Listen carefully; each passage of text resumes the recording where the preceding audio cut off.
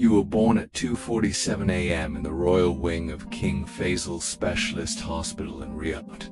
3 weeks before your due date, the entire floor has been quietly cleared of all other patients. The physician who delivers you was flown in from London. He has signed strict paperwork that means he can never discuss this day with anyone for the rest of his life. Your first cry echoes in a room that no one outside this family will ever be allowed to enter.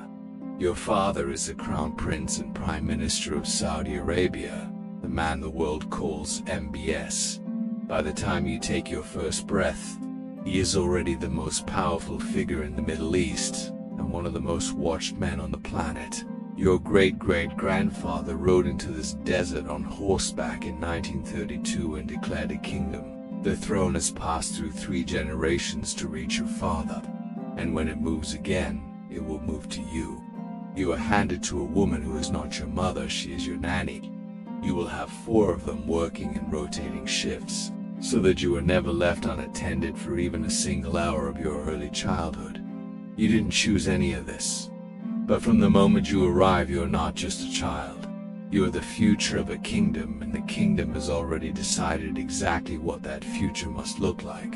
Your childhood home is a palace inside a heavily guarded compound that occupies an entire district of Riyadh. There is a private cinema, 3 swimming pools, a staff of 200 people, a dedicated garage for 40 vehicles, and a private mosque that can hold 300 worshippers.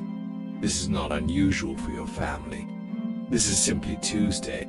You have a tutor for Arabic, a tutor for English, a tutor for mathematics, and a religious scholar who arrives every morning at 7 a.m. for Quran recitation. You are expected to have memorized significant portions of it by the time you are 9. This is not a request, it is preparation. Your father is almost never home when he returns.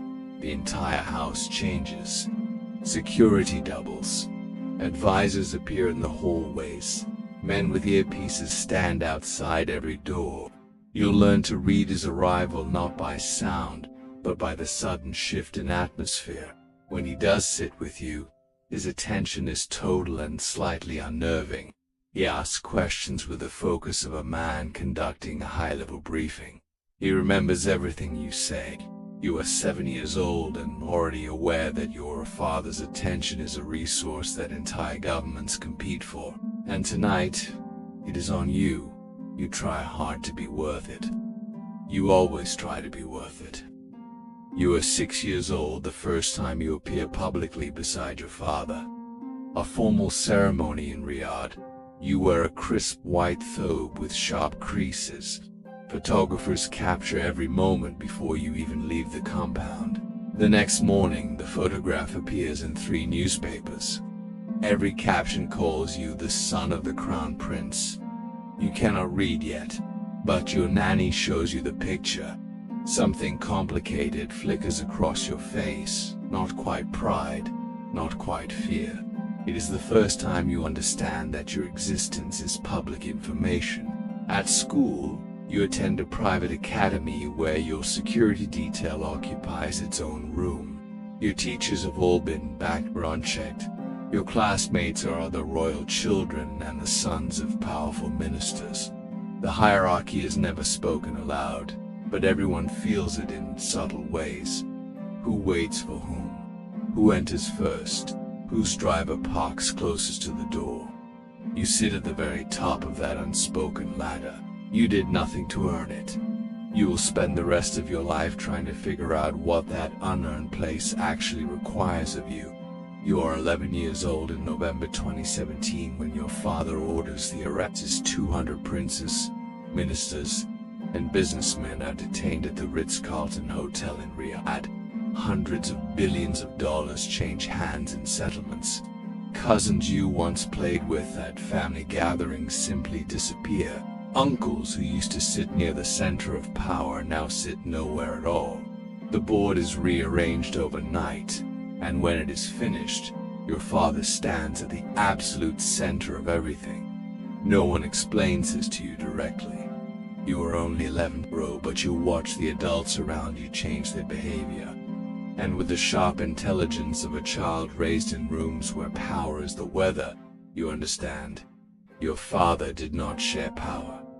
He consolidated it. And you are his eldest son. At school the following week, the other children treat you differently. Not unkindly, but more carefully. The way people handle something they now understand is both fragile and extremely important. You notice it immediately. You never mention it.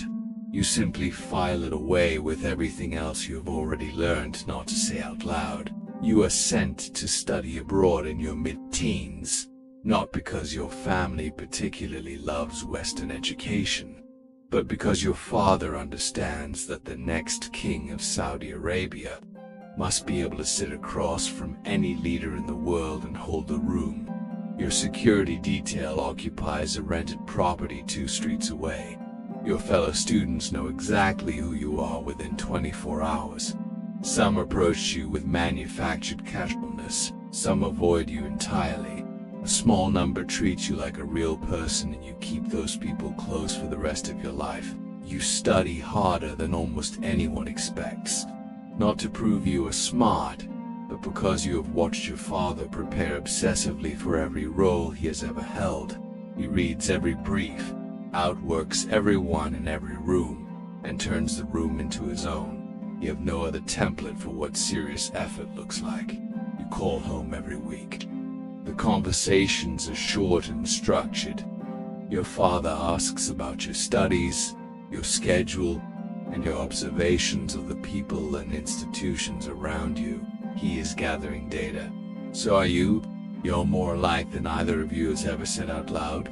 There is one conversation you have rehearsed silently in your head since you were 12, but have never dared to have with your father. In it, you ask him what it actually costs. Not the policy papers or Vision 2030 plans. The personal cost. What he gave up to become the man he is. Whether, at the end of an ordinary day, there is anything left that belongs only to him and not to the role. You never ask the question, because deep down you already know he would not understand it. He became the role so completely that the line between the man and the position disappeared years ago. You were 19 and already sitting in on real national security briefings. Not as an observer, as a participant. Senators and cabinet-level officials speak directly to you. You sit in rooms where decisions will shape the lives of 35 million people, and the air feels heavier than ordinary air. Everyone present understands exactly why you are there. One day this machinery, the briefings, the power, the weight of history will be yours to inherit or to run. You still do not know whether you truly want it. You are no longer sure the question is even permitted to matter.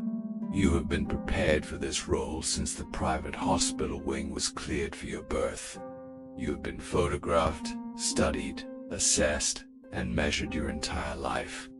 You are simultaneously the most watched, the most prepared, and in many ways the least free person in every room you enter. And somewhere in the quietest part of you, the part that still remembers your father standing alone on the palace terrace late one night, looking out over the glittering lights of Riyadh like a man staring at a question he can no longer take back. You are still trying to discover who you actually are when no one is watching.